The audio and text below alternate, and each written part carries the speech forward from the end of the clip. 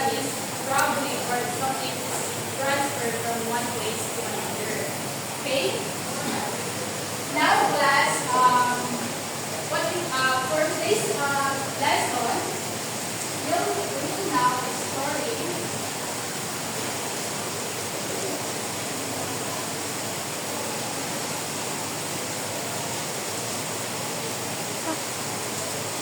okay, for today's lesson is titled Exploring the Nature of Waves. And for us to be guided, there's our learning objectives. Please read these comments. Learning objectives. At the end of the lesson, students are expected to achieve the following objectives with at least 80% level of proficiency. Number one, identify the different types of waves. Number two, describe the key characteristics of each wave type. Number three, solve wave-related problems using the wave velocity formula. Okay, is that clear? Yes. Okay, for us to achieve this objective, we'll have the first activity that we will do.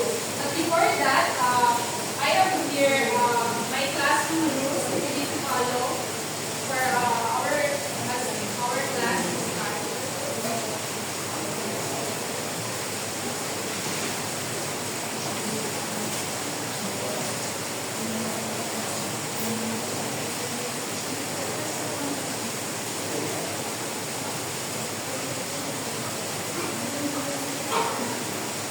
Okay, please all read our classroom rules. Classroom rules. Respect everyone. Uphold honesty. Listen carefully. Engage learning. Stay quiet unless permitted. Okay, is that clear? Yes. And now let's move on to our first activity. Our activity is titled Envoy. So, I'm going to group you into two groups. And please count all. 1, 2, 1.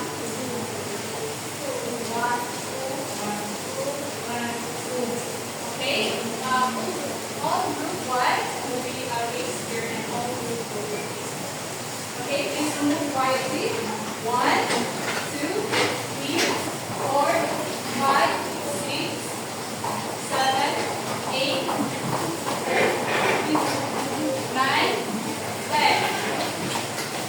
Okay, so in this activity, please listen class.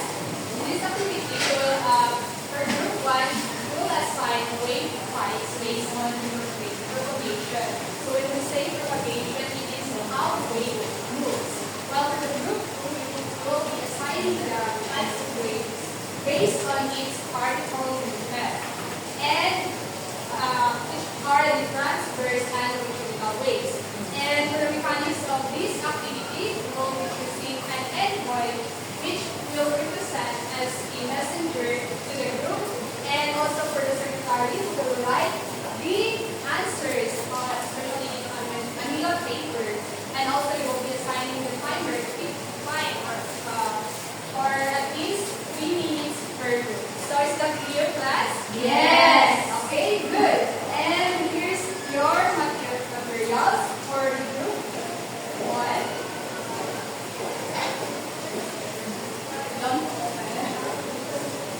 Okay, group 2. Now, please open your materials and would you listen, class? Please open your materials now.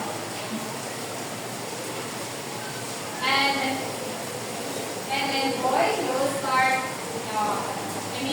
Generalize your assigned wave types. Okay? Timer, please start. Timer, 3 minutes.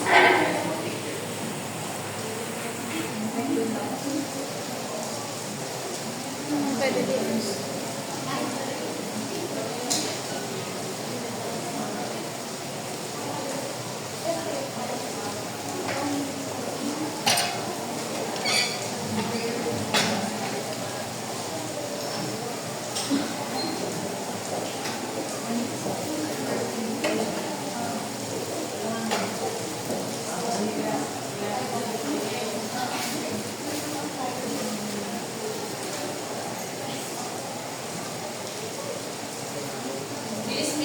that your group mates don't engage in the activity because based on our classroom rules.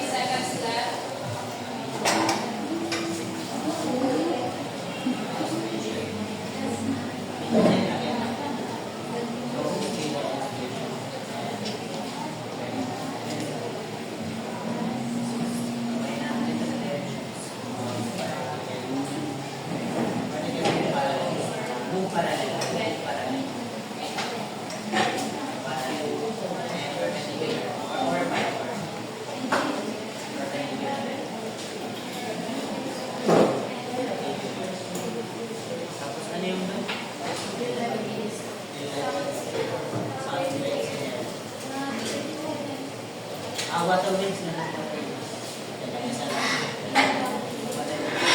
3 seconds left. Okay na dito.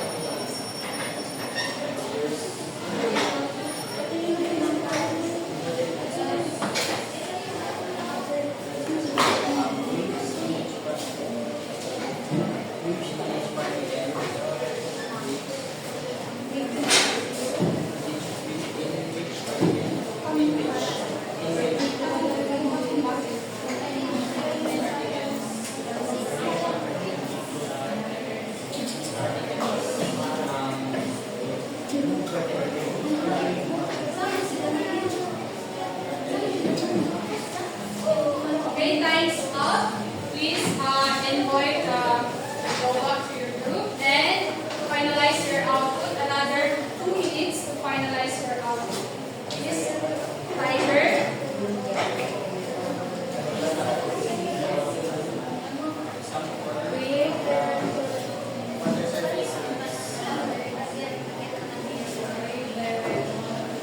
Okay, the time starts now.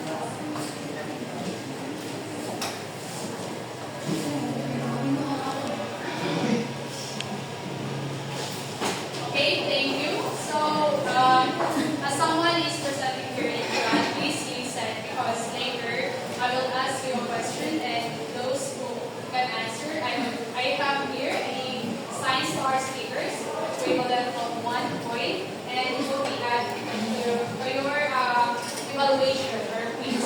Okay, is that clear? Yes. Okay, for the group 1, Mr. Presenter. Mr. Albani. Okay, please listen everyone. Good afternoon, everyone, to our and to our seniors and to my classmates. We are the group 1. So we have here the waves and different types of waves, definition, illustration, direction of particle movement, real life application. So first we have here mechanical wave. So what is mechanical wave? A wave that requires a medium. No? So when we say medium, these are what? Solid, liquid, or gas. To travel without a medium. Without a medium, hindi mabubuo yung ganitong waves. So let's say for example, air. So di ba yung air, this is gas. So therefore, kung wala yung air, meaning hindi mangyayari yung mga waves, no? Na karaniwang nakikita natin sa seaside, such as dyan, sa seaside ng Middle Di ba may mga hampas-hampas ng alon? So that's the example of mechanical wave. Without a medium, hindi ito nag-exist. I stated earlier. It cannot exist. So yung particle move parallel or perpendicular to the direction of the wave. So when we say parallel, ito yung ganito. So it can be a perpendicular na para siyang ganito. So it depends na lang sa wave or it depends na lang sa medium. So real life examples, we have water waves. Yung kanina, so sa seaside. Ayan yung best example ng mechanical wave. So, yun. Next, we have electromagnetic wave. A wave that does not need a medium. It can travel in vacuum. So, opposite siya sa mechanical wave. It is a opposite in mechanical wave. Yun lang yung alalahanin niyo. Opposite lang siya sa mechanical wave. And it does not need a medium. Pwede siyang makatravel through what? Through open space, free space. Yun yung ibig sabihin ng vacuum. Dito nangyayari yung illustration niya ng parang ano lang din siya, parallel lang din siya. Okay? Magnetic field and wave direction are all perpendicular pala, hindi siya parallel. Sorry. So perpendicular yung movement niya. So ganito yung perpendicular. So let's say for example, kapag may narinig tayong sound, kaya kanina, we close our eyes and nakinig tayo sa sound. So yun yung ibig sabihin ng electromagnetic waves. So yung sound na yun na yun siya. Nag-travel siya in a open space, open area. So let's say for example, light from the sun, radio waves for communication, X-ray for medical imaging. So ito yung mga examples na electromagnetic waves. Next, we have transverse waves. Waves in which particles move perpendicular. So, ito na naman tayo sa perpendicular. Ganyan lang siya. Okay? So, nag-move yan siya up and down. Perpendicular siya. Okay? Down motion while the waves move forward. So, yung best example or real-life examples, light waves, water surface waves, parang may pagkaparehas lang siya. Pero yung mechanical waves, it can be perpendicular or parallel. And the last but not the least, we have longitudinal waves. Waves in which particles move parallel to the direction the wave travels. So ito, parallel na naman siya. Same lang as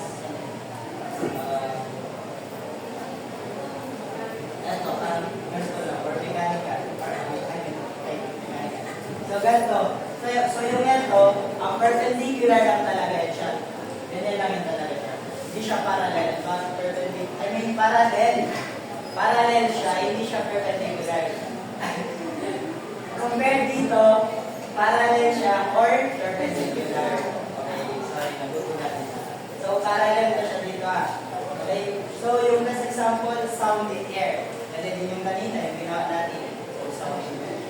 And that's it for the group 1. And I think. Okay, thank you, group one.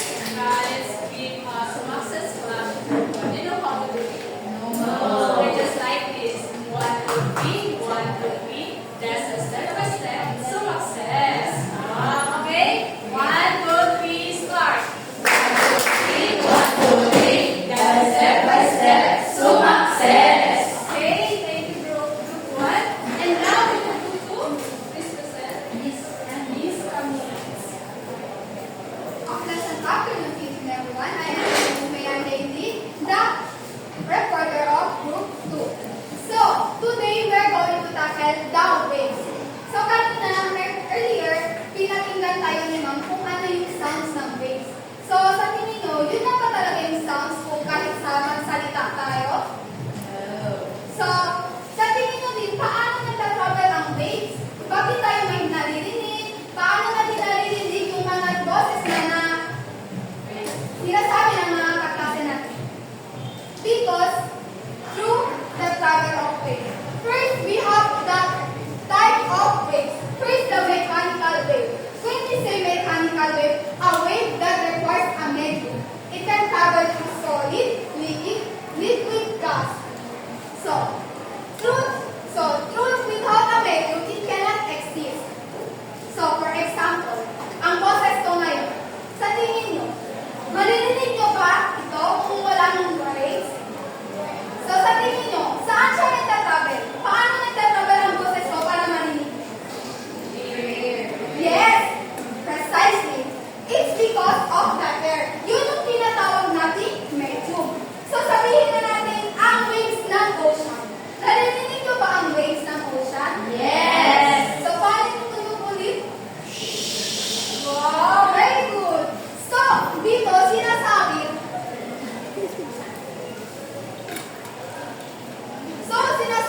na ang mechanical waves na bumugtog parang parallel. Paano ba natin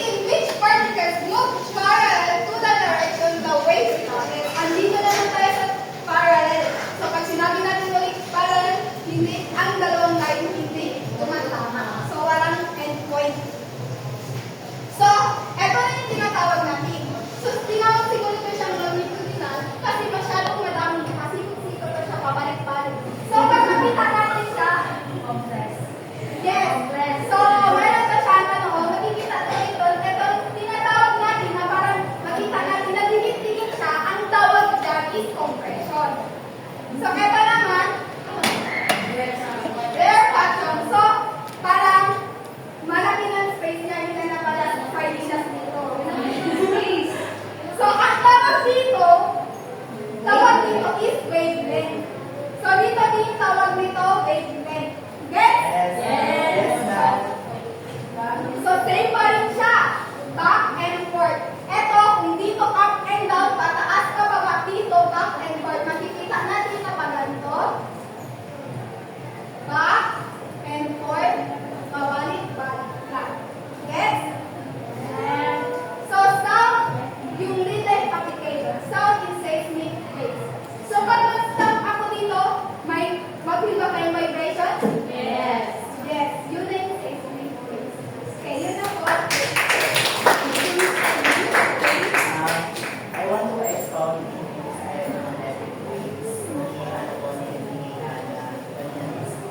So, yung the best example of electromagnetic waves is the scenario of the sa outer space. So, as we can observe, as you imagine na, as isip pa, really factor naman. So, as we can see naman na yung mga astronomer, they cannot shout from through space, di ba? But, as we observe that, it's really factual din naman din na sinabi na the sound can travel, it can travel in a vacuum. So, meaning doon, the sound can travel without the requires of solid liquid gas. It can travel to vacuum space. So, it means that yung light can travel to space. That's we call light years. So if there is a reaction or sa outer space, so as we can observe yung light talaga, yung light yung una dumadating, hindi yung walang sound because yung sound can travel through solid liquid gas, but the space is a vacuum space. So it only requires a light to travel. That's all. Yan, ayun ang sound. So, tracer. Yeah. Okay, so thank you for that. And please give me a Indonesia clap for the group. Do you know how to do it? No. Like this. 1, 2, 3. 1, 2, 3. Very good, very good, very good. Okay? 1, 2, 3, go. 1, 2, 3. 1, 2, 3. Okay, thank you for the now let's reflect on what each group has heard earlier. Okay, by the way, class, we will say, wait, it is the disturbance or the vibration that transfer energy from one place to another without actually transporting or transferring matter. Why is that? Okay, now take a look in that picture. That one, that is an example of the water waves. The orange one, it is how the disturbance starts. It is the start of the disturbance or the vibration. Now, the wave one, the wave the color blue, it is how the disturbance moves. But the gray one, yung mga dots, it is how the particles of the medium vibrate. So, the particles of the medium just vibrate, not actually move from one place to another. So, that is the meaning that it is the transfer of energy from one place to another without actually transporting the matter itself, which is the medium of that ocean waves. What are the medium of the ocean waves? So, liquid. Okay, liquid. So, and that energy is actually moved forward. Okay? Now, another example, as I tap this table, where did the energy come from?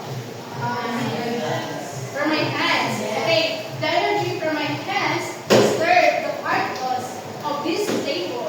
But do you think that the particles itself, which is the air transfer from one place to another? Yes. Transfer by yung air, which is the medium, is this particle, or is it just the energy? No, it's just the energy. Okay, so it's just the energy that transfer from one place to another. But the air itself, it just vibrates. And that's what it reaches, but it uses so that it reaches your ears. So you can hear it. Okay? Now, question? No? None? Okay. Question 5. Are you ready? Yes. Okay, kung nakinig ka tayo kanina,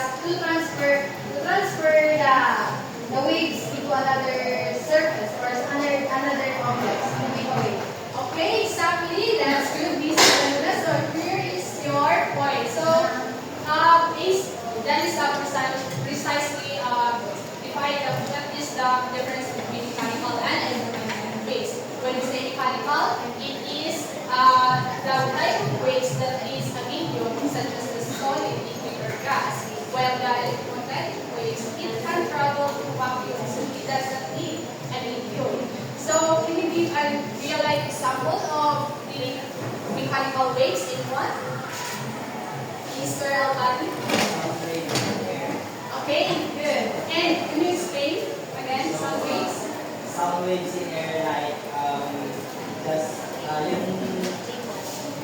yung pinakita natin or yung example ko na kapag pupo mo yan, so di ba may air dyan. So therefore, this is the disturbance. So kapag pinasok mo to, so yung particles or yung matter, hindi siya gagalaw. But the energy itself, yun yung mag-make ng sound. So yun yung sound waves in air. Okay, that's good, Mr. Albani. So your okay, that's right. So that is an example of mechanical waves, which is the sound waves and sound waves. Another. This electronic what?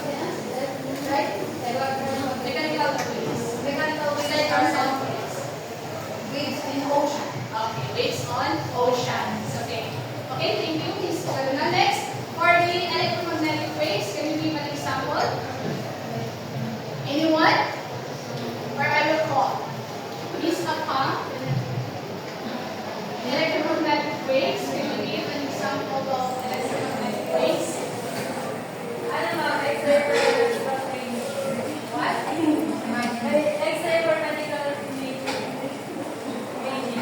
Okay, that's good. So, next is an example of electromagnetic waves because basically X-ray uses a light, di ba? Yes, Lahat ma'am. naman tayo X-rays ng X-ray. So, it uses a light to capture what the image used for the image.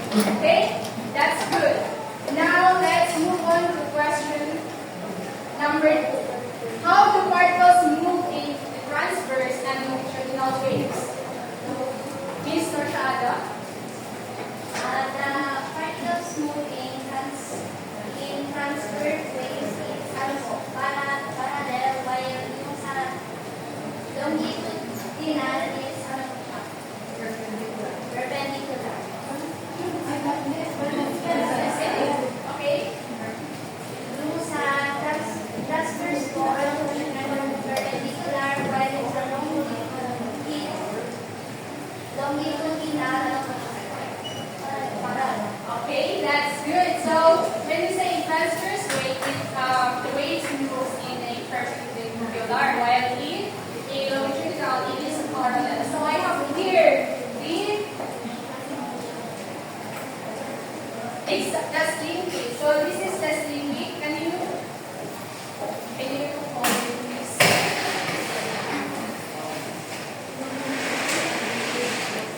Okay,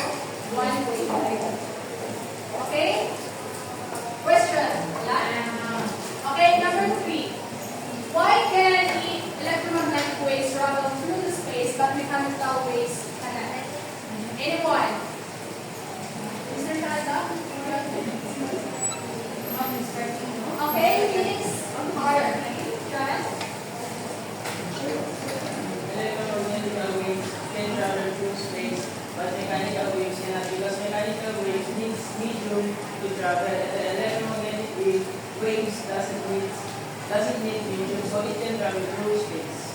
Okay, that's good. So, because basically the electromagnetic waves, it doesn't need a medium to travel. So, for example, the example of magnetic waves is the radio waves. Do you think, how can astronauts communicate each other in the space? Through radio waves, through the use of electromagnetic waves. Because the sound waves cannot travel in the space because it is a mechanical wave. But through the electromagnetic waves, it can travel through the space. Yeah, and that is an example of electromagnetic spectrum, which is, are you familiar with that? Yes, ma'am. Okay. From the radio wave to the gamma ray. For example, as that electromagnetic spectrum also, it is determined the wavelength. So the longer the wavelength, it is the shorter the frequency from inversely proportional. Okay? But from radio wave, para convert pa siya, pag gamma ray, nag-ano na siya, nag-duplicate. So that's, nag-determine ko na siya how the frequency is passed for hello. Okay? Question? Now, which type of wave is ionospheric? Now, which type of wave is used in communication and why is it important wave? Miss Cabaluna. I think the type of wave we are using right now in communication is mechanical wave. So because the air, as what my calculation is Miss Karen said kaya nga narinig niya yung mga boses natin kasi gumagamit tayo ng air. Okay, that's good, Miss Cabaluna. Another, how about electromagnetic waves? Can you use Mr. Cardinal? The type of wave used to communicate, it depends on what medium we use. Yes. If we communicate with each other and you're in front of me, we use mechanical because we use the air. And if you are far from me, we use the electromagnetic because it can travel through space using radio or cell phone. Yes, that's good, Mr. Cardinal. Okay, that's a good idea because it depends on what communication tool is. For example, when we text from our messenger, we use the electromagnetic waves through the waves itself. So that's a good idea, Mr. Cardinal. Okay, for example, as we could connect to the Wi-Fi, do we need the wire to connect it? No, because that is we use in electromagnetic waves to Wi-Fi. And now, if you see the lightning before you hear the thunder, what can you infer about light and sound waves? If you see the lightning before you hear the thunder, what can you infer about light and sound waves?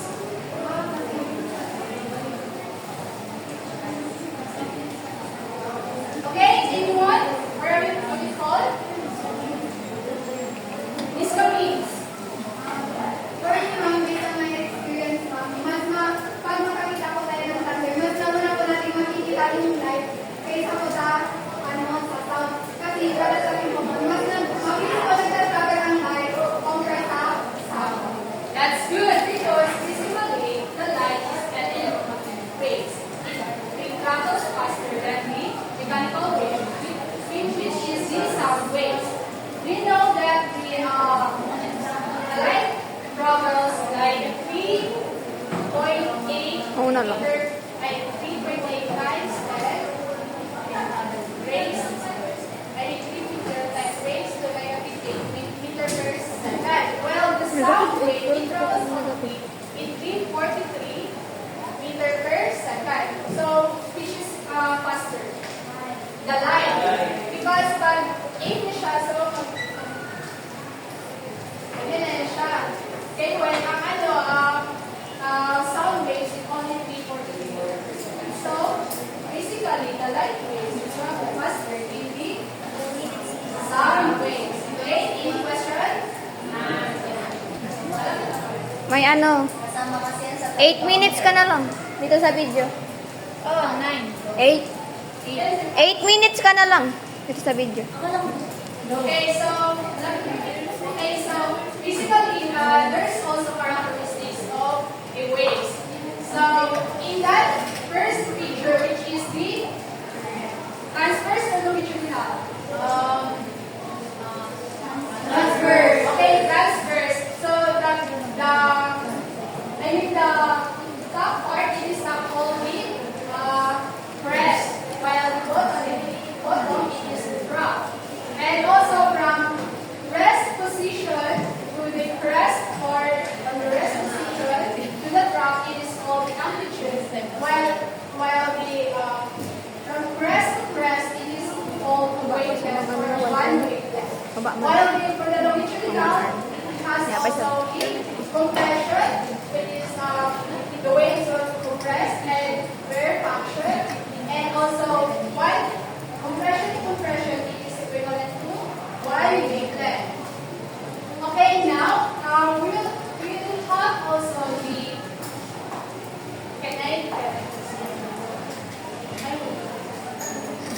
anyway, I will check your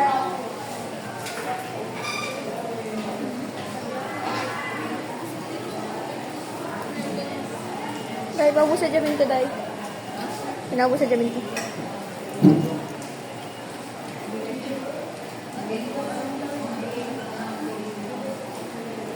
the mechanical wave can be transverse to the longitudinal waves, while the electromagnetic waves it is the transverse wave. Transverse. Good.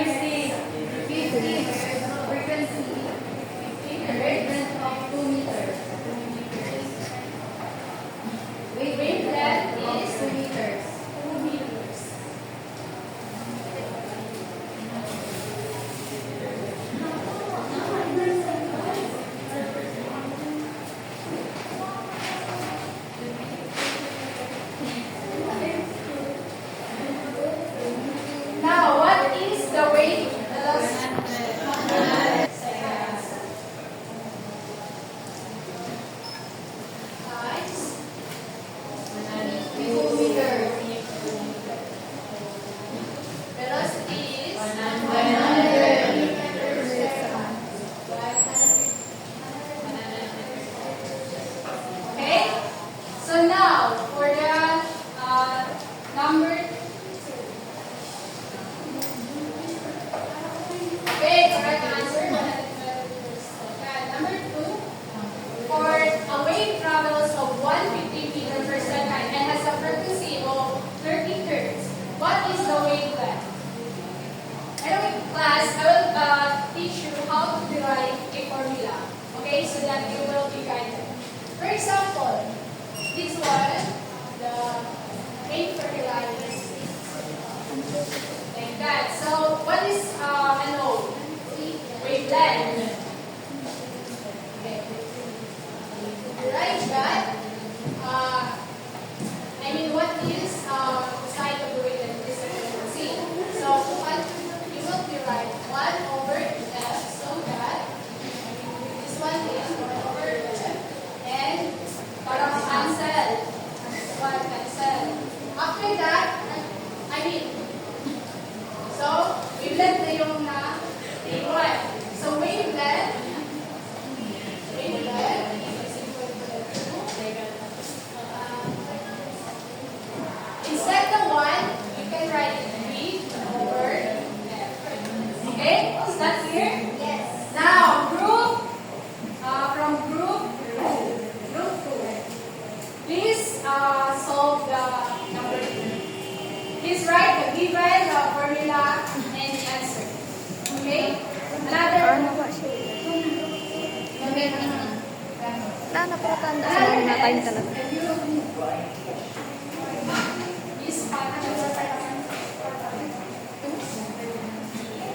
It is equivalent to 5 points, so that you can add. Kadkatagad ka. Isa pa. Sige na, pain na. Paano na? Time na pick. Excuse me, ma'am. I think it is already time. Class, I think it's already time, so I will wait for your another picture. Okay? Class dismissed. Class, thank you. Thank you, ma'am.